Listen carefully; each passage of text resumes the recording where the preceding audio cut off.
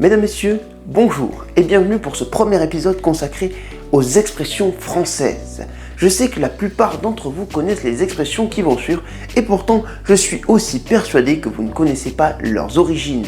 Alors ramène ta fraise parce qu'aujourd'hui nous allons parler des expressions en rapport avec les fruits.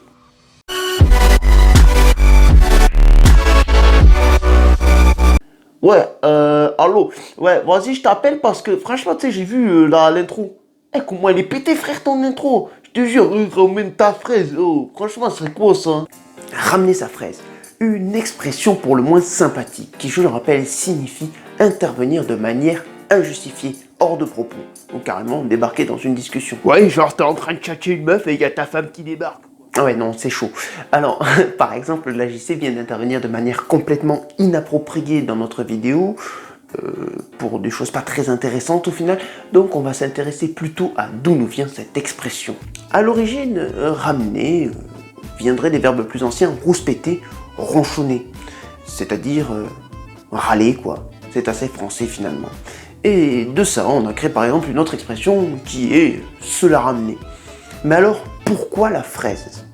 Eh bien la fraise c'est assez simple, c'est un synonyme de tête, comme une cafetière, ou si on reste dans les fruits, la pomme ou la poire. On dit bien se la prendre en pleine poire. Ainsi, il est facile de comprendre que ramener sa fraise, c'est tout simplement passer sa tête dans une discussion à laquelle on n'avait pas vraiment été convié. Le sens prendra un côté un peu critique et ironique plus tard, disant de quelqu'un qui ramène sa fraise que c'est quelqu'un d'un peu prétentieux finalement. Putain, j'ai tout compris frère. J'espère que vous avez toujours la banane parce que maintenant nous allons continuer avec notre deuxième expression du jour.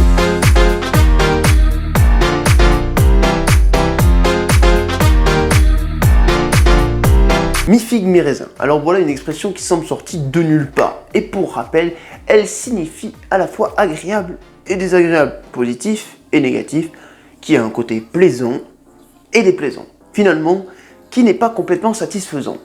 Au XIVe siècle, les figues et les raisins étaient les aliments préférés au moment du carême. Le carême, c'est cette période juste avant les fêtes de Pâques, où l'on jeûne, donc on évite de manger. Et quand on mange, on évite de manger de la viande. Oui, c'est un peu la teuf chez les véganes, quoi. Une grosse partie végane, quoi, un gros kiff. Mais alors, pour garder les forces, eh bien il fallait bien trouver une solution. Les fruits secs, d'où nos figues et nos raisins, qui étaient adorés durant cette période. Mais alors par contre, ça n'explique pas du tout pourquoi ils sont opposés dans notre expression. T'inquiète frère, j'ai une autre explication. Il serait lié aux Corinthiens, un peuple de marchands qui vendaient des raisins à Venise, les fameux raisins de Corinthe. Ceux-ci avaient pris pour habitude de mettre dans leur cargaison de raisins des petits morceaux de figues, beaucoup plus lourds et surtout beaucoup moins chers. Ainsi, ils vendaient des cargaisons mi-figues, mi-raisins au prix d'une cargaison de raisins, de véritables petits arnaqueurs. C'est Corinthiens. Ah, c'est des bâtards. Eh, tu sais quoi, moi, mon frère fait pareil. Il fait mi-shit, mi-pâte de fruits, lui.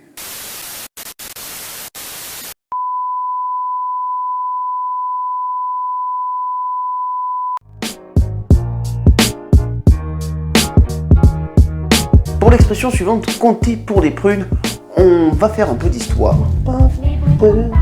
Mais t'es sérieux, toi? T'écoutes vraiment ça? Non, mais ouais, c'est du booba, ouais, tranquille, tu sais. Non, mais si, c'est sympa. C'est sympa. Ça fait pas très viril, Nio, mais... Booba, oui. Bon, pour les jeunes qui nous regardent, vous avez probablement pas la ref. Et franchement, c'est pas un manque, je vous jure. L'histoire raconte qu'au moment des croisades du XIIe siècle, les croisés, qui étaient des soldats chrétiens partis en Orient faire la guerre à des peuples ayant une autre religion, sont rentrés en France, bredouille. Cela tout simplement car le siège de Damas s'est soldé par un véritable échec et la seule chose qu'ils ont pu ramener, c'était tout simplement des pruniers. Alors autant vous dire qu'une expédition aussi coûteuse et lointaine pour ramener des prunes, c'était pas trop l'objectif du roi. Et on peut légitimement comprendre sa réaction qui a dû être tout ça pour des prunes. Merci beaucoup d'avoir suivi ce premier épisode consacré aux expressions françaises. Sachez que c'est le premier d'une petite série d'une dizaine à peu près d'épisodes et que je compte sur vous pour me dire quelles sont les expressions que vous voulez que j'aborde. Ça se passe dans l'espace commentaire juste en dessous. Si vous voulez me laisser un petit like aussi, c'est avec grand plaisir parce que ça permet de soutenir la chaîne et de savoir que vous avez kiffé, quoi, tout simplement. Allez, on se fait un gros bisou. Salut et ciao, bye bye, au prochain épisode. Ouais, c'était la musique, tu sais, tout à l'heure, ouais, c'était Booba, hein, tu sais.